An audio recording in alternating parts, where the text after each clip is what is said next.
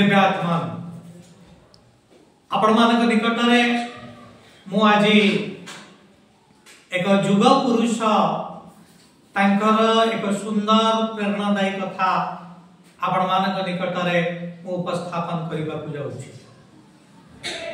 से होचंती संत कवि अध्यात्मर ऊपर स्तर को से जाइछंती।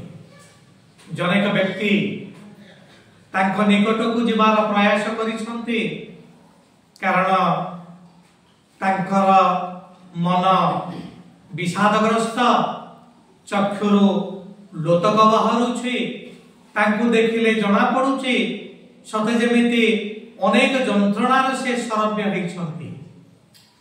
एटा मध्ये जना पडुछि विगत जन्म रे बा विगत दिन मानकरे से अनेक किछि पाप कार्य करिछंती जो पाप कार्यर जंत्रणा समस्त से सब छंती।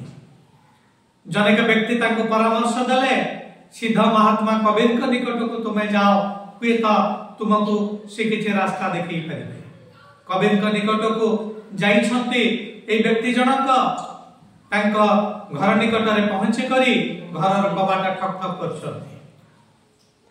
से समय रे कबीर कर पत्नी लोई कबाट खोली छंती एवं ए व्यक्ति जनक पचारि छंती महात्मा अछंती। लोई कहिले ना से नाहंती। तापर से व्यक्ति जनक निजर दुख वेदना कथा न कहि करी से फेरी आछंती। एई समय रे लोई तांको गोटे कथा कहिले जे तुमे निश्चित भाव रे मो निकट रे तुमर पाप कर्म समस्त कहिबा नाही मु जानि छी।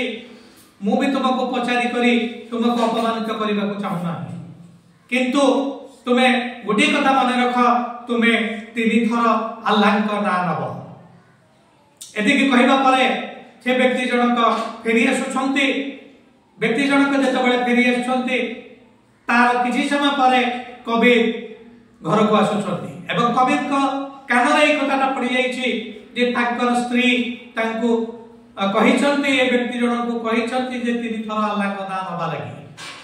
कबीर पचारुछंती लोई को तुमे कोन पई तांको तीन थर अल्लाह को नाम नबा पई कहिछ।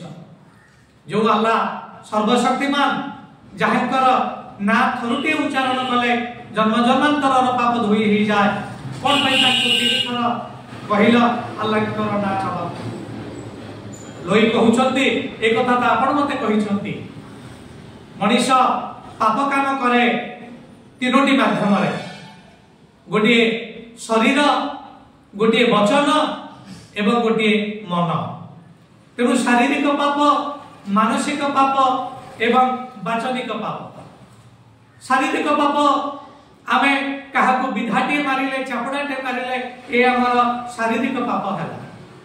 मानसिक आमे कहा विरुद्ध रे किछि चिंता करूछंती से लोकटी जाउची से घात रे पड़ी जाता कि यह शारीरिक पाप नुह यह हो मानसिक पाप। किंतु वचन रे आमे भी अधिकांश समय पाप करूछु अपशब्द आमे प्रयोग करूछु। तेनु कबीर बहुत खुशी हे गले जे लोई एते ऊपर स्तर को जाइछंती एते सुंदर प्रेरणादायी कथा से कहि पाछु। तेनु या माध्यम रे मु समस्त को निवेदन करबा को चाहूची आपण माने केही भी शारीरिक पाप मानसिक पाप एवं वाचनिक पाप करंतु नहीं। निज को निर्मल करंतु शुद्ध करंतु भारत वर्षर उपयुक्त नागरिक भाव में आपण माने प्रतिपादित निज को करंतु एवं ए भारत वर्ष को आपण माने समस्त जगत गुरु करिवार सफल प्रयास करंतु। धन्यवाद।